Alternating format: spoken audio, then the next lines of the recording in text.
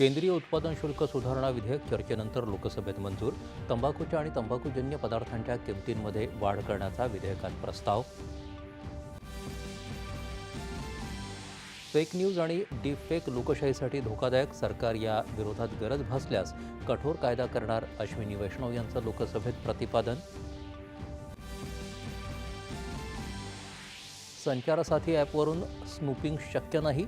App पूर्णपणे सुरक्षित असल्याची ज्योतिरादित्य सिंधिया यांची माहिती. ॲपचं प्री इन्स्टॉलेशन अनिवार्य न करण्याचा सरकारचा निर्णय. राज्य विधिमंडळाचं हिवाळी अधिवेशन 8 ते 14 डिसेंबर दरम्यान नागपूरला होणार.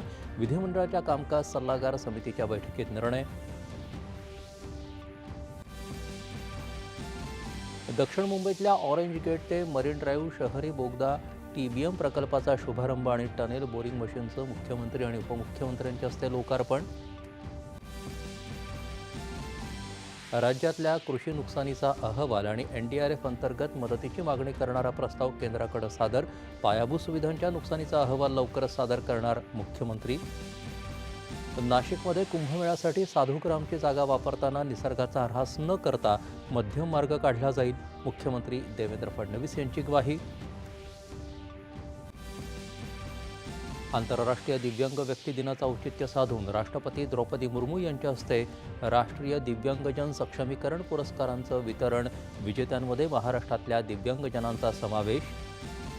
छत्तीसगडच्या बस्तर भागात सुरक्षा दलांसोबत झालेल्या चकमकीत 12 नक्षलवादी ठार, 3 जवान हुतात्मा.